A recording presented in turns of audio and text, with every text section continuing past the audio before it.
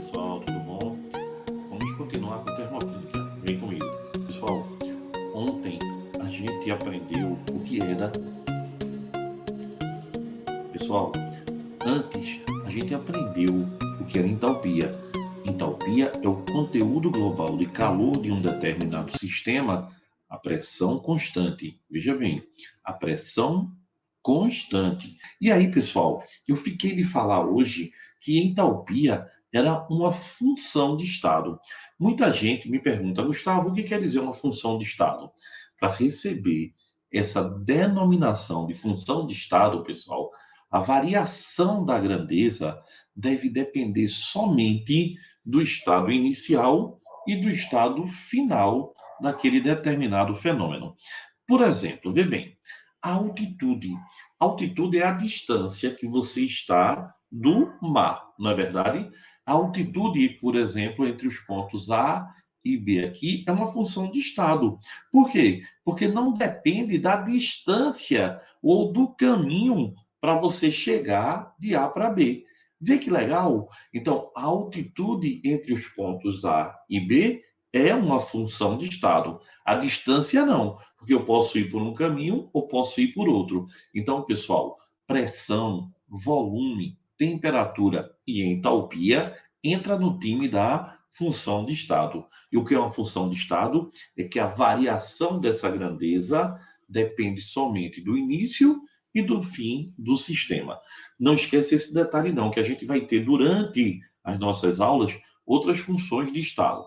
Pessoal, o processo endotérmico, ocorre com a absorção de energia, com a absorção de calor. Calor que é a energia que transita entre corpos com temperaturas diferentes. Então, pessoal, se um processo endotérmico absorve calor, a vizinhança, a vizinhança vai fazer o quê?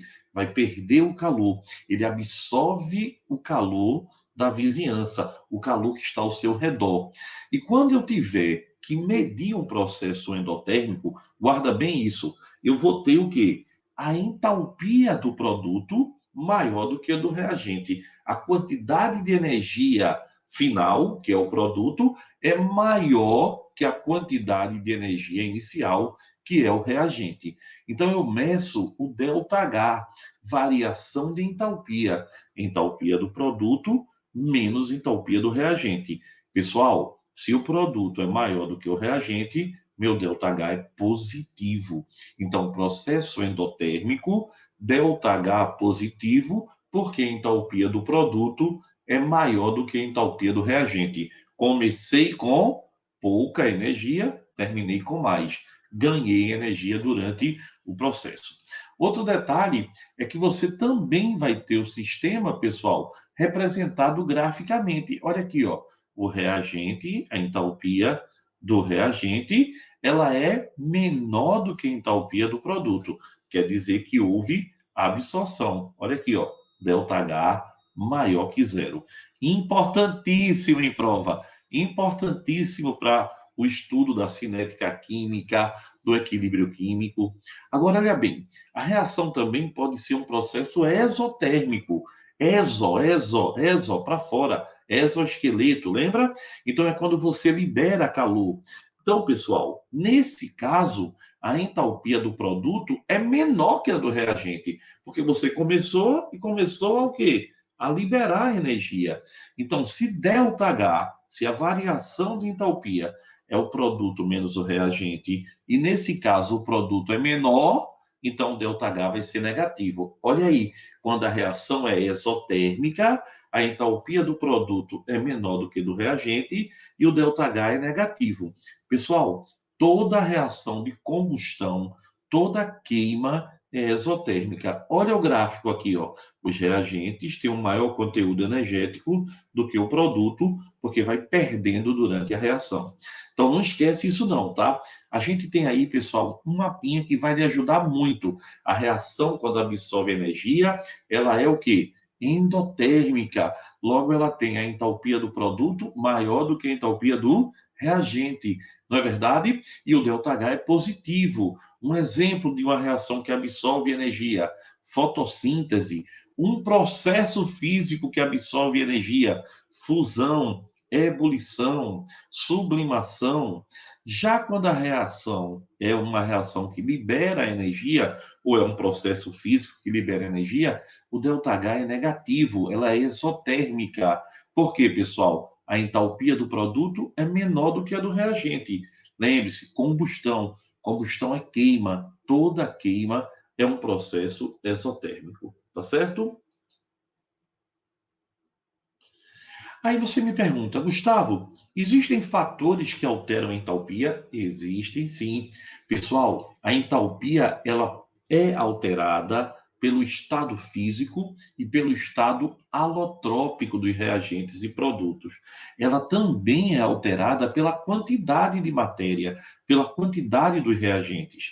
E também pode ser alterada por temperatura e pressão.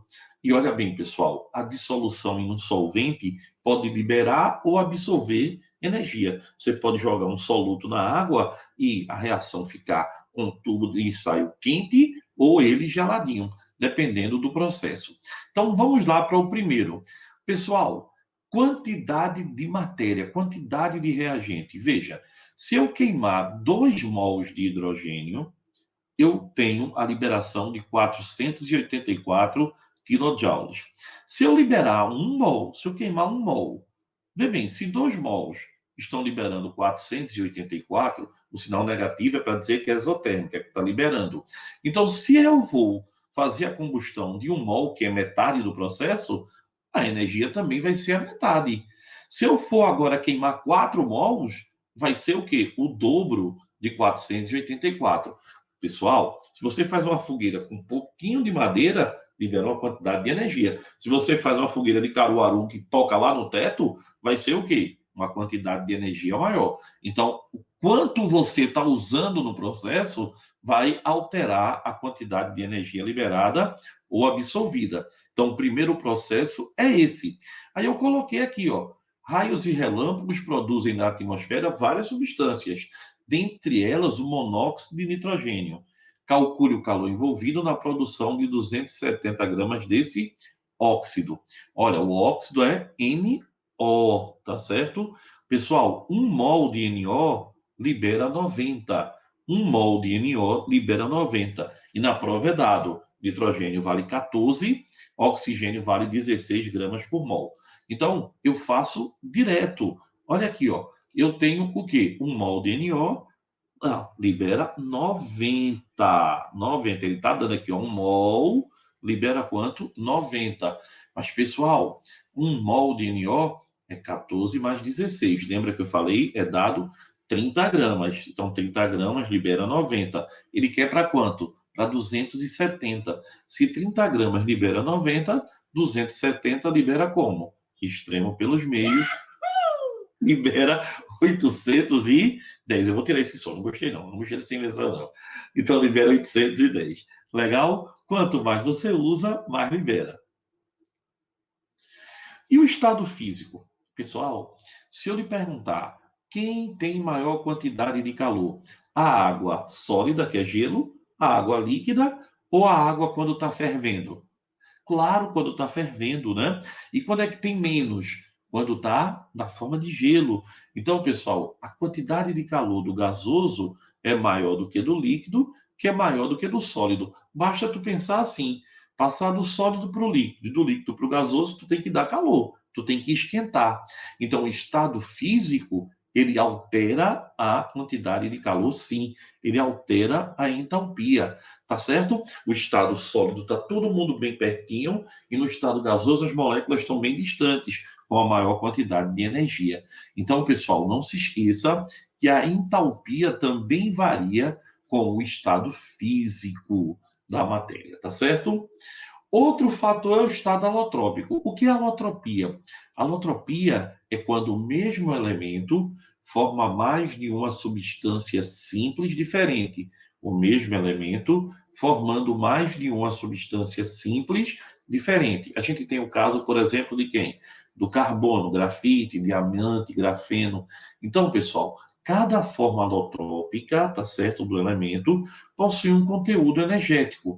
A forma mais estável, a mais comum, tá certo? Tem entalpia igual a zero.